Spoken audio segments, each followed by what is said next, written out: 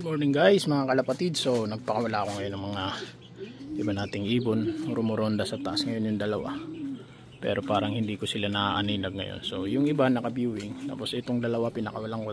Try lang naman, try natin kung sisibat, pero hindi sila makasibat kasi pinutulan ko naman ng bakbak. Ayun, ayun dalawa sa taas. Ayun yung isa. So ito ang isa, pinakawalan ko din. Mahaba na yung bakbak nyo. Ayan yung bumatcher sa akin dati na breeder. Ito mga haba na ng pakpak niya. Tutusin, pwede na itong sumibat kung gugustuhin niya wag naman sana.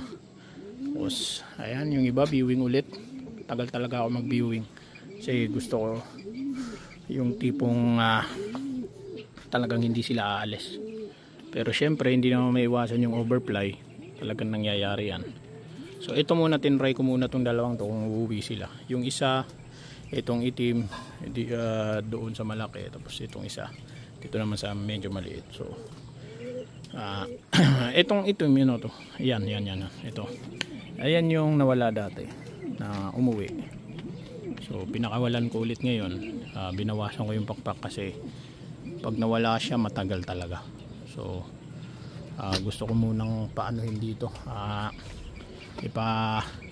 parusa na rin sa kanya na okay, hindi maganda yung ginagawa mong pagtakas-takas hindi pag-uwi. So parang ano yan parang anak mo yan di ba? Ibabartolina mo kapag naglalayas. Hindi yung Bartolina na kulungan guys. So parang bawal muna siya lumabas ng bahay. Ayan di ba? So hanggang ganyan lang siya. So yung iba dun dalawa, siguro nandyan na sila ngayon. Parang di, ayun yung isa. Ayan, napakita ba? Ayan. Ayan yung isa, ayun. Nakaninag ko dito. Nakaninag nyo ba guys? Ayan. Ayan. So dumapo na. Dumapo na yung isa. So ito kasing dalawang to pinasamahan ko dyan kasi hindi naman rumuronda yan ganyan lang siya, tumatambay-tambay dyan. Siguro hindi pa niya masyadong nare-realize na may pakpak na siya. Pinasamahan ko siya dyan para hindi kung saan-saan pumunta tong dalawa. Pero maganda rin kung gagala tong dalawa sa mga bubungan kasi wala naman na sila masyadong pakpak. So hanggang bubong-bubong lang sila, hindi naman sila makakaronda, hindi rin sila makaka-overfly. So maganda rin kung umakyat-akyat muna sila ng bubong para makakabisado nila yung area. Kasi dito talaga sa area ko, talagang kulob tong area ko. Nasa baba kasi ako.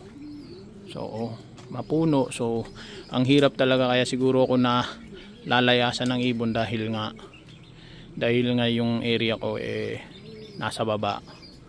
Diba? Hindi naman ako mapaglagay ng ibon sa taas kasi hindi ko naman bahay ito.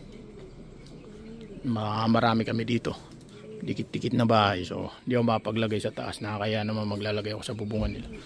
Ito sana ang target ko lagyan guys. So ito, kaso wala akong hagdan dyan. Sana maganda maglagay ng kulungan ganda dyan, kaya lang ang problema, hindi ko naman pwede akyatin yan kasi kita pa yung panty na nakasabit. Kahoy lang, so baka bumigay naman. Medyo may kalakihan kasi tayo, baka bumigay yan, ikamatay pa natin. Alam mo yun, imbis na nag-i-enjoy ka lang mag-alaga ng kalapate, na aksidente ka pa, nauna ka pang lumipat sa kalapate, nauna ko pang umakyat sa kanya sa taas. So alam mo yun, okay na siguro muna ganito. Na doon naman may napabadger naman tayo, so diba, wala rin naman ata yun sa akyat, wala rin naman ata sa taas yan. So may napabadger naman tayo. Ayan, may mga napaparonda naman tayo. Yun nga lang, mas marami rin tayong na nawala. So normal naman yan sa pagkakalapati. Talagang pag mga batang ibon, normal yan na nag-overfly talaga yan. Ganyan naman. Pero tuloy lang tayo sa pag-aalaga. Ayun. Nadulas kasi siya, bumaba na. So wag sana mag-overfly wag sana lumayas tong dalawang to. Sana dito lang sila. Kasi unang labas to ng blue bar na yan Ito kasi nakakalabas na to, nakakalipad na dati. Ang problema nga, biglang nawawala. So, hindi ko alam kung saan pumupunta. Tapos hindi pa marunong pumasok ng kulungan. So dito lang, kung babalik siya dito lang siya sa area to. So gusto ko muna siyang turuan ulit. O kasi mga ano yan guys, yung mga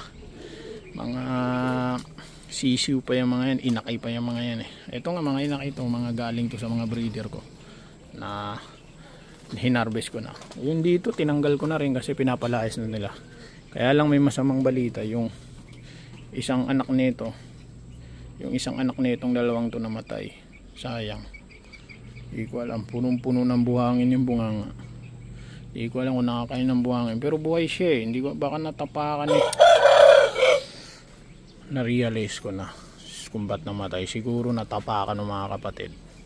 Kasi sumisingit sila dyan eh. Kaya pala pinapalayas na sila ng tatay. Hindi ko kasi natanggal agad guys. Sayang. Tapos di ba nabanggit nyo dati ang laki ng bulutong. Tingnan mo, natanggal oh. Oh, di ba? Natanggal yung bulutong na itong isa. Oh, sabi ko sa inyo, gumagaling talaga ang bulutong. Oh, tiyagaan lang. Hindi mo kailangan gamutin yan. Hayaan mo lang. Magaling yan, palakasin mo lang resistensya niya. So, oh, di ba? Halos karamihan, di ba? Dati may mga bulutong. Pero tingnan mo, mga wala ng bulutong. Ito na lang natira na may bulutong. Ayan. Mawawala din yan. Kasi pag ano yan, matatanggal din yan, matutuyo din yan. So ayun lang, sayang lang talaga yung anak nito. Ito ayan na, ano, may itlog na din. Tapos ito baka mamaya mabili na to. Sayang kasi yung pares na ito nagka 1 eye. Ayun oh, ka 1 eye yung pares nya. Dalawa sana silang ibibenta ko, pero ayoko kasi ng ganun, magbibitaw ako ng ibon tapos may problema ng ibon, diba? Ayoko magbitaw ng ibon na may problema. So ito na lang. So yung price secret na muna. O, kaming dalawa na lang makakaalam muna nung bibili. So kung magkalala, pasok naman siya sa budget meal ng ano, ng mahilig sa ibon. So yan, benta ko na yan. Ito niwalay ko rin kasi para siyang may halak, baka makawa pa. Ito yung sinasabi ko sa inyong may isa pang ano, bulutong sa paa, di ba? Naalala nyo tad-tad ng bulutong. O, tingnan mo, wala na rin. O. Di ba? Wala na rin yung bulutong. O, magaling naman guys. Wala yan, hayaan nyo lang talaga. O, kangalis dyan ha. Okay, so siguro dito ko na ulit putulin guys. Maraming salamat sa patuloy na sumusuporta. Sa mga bago, please subscribe naman po. Malaking bagay po ito. Okay, sana umabot tayo ng 500 mahigit, or siguro kung magbibigay pa ng blessing ang Diyos, sana umabot pa tayo ng higit pa doon para ma-monetize tayo ni YouTube. Sa totoo lang, hindi pa ako monetize. Tingnan nyo naman, subscriber ko nasa 100 pa lang. Alam mo yun.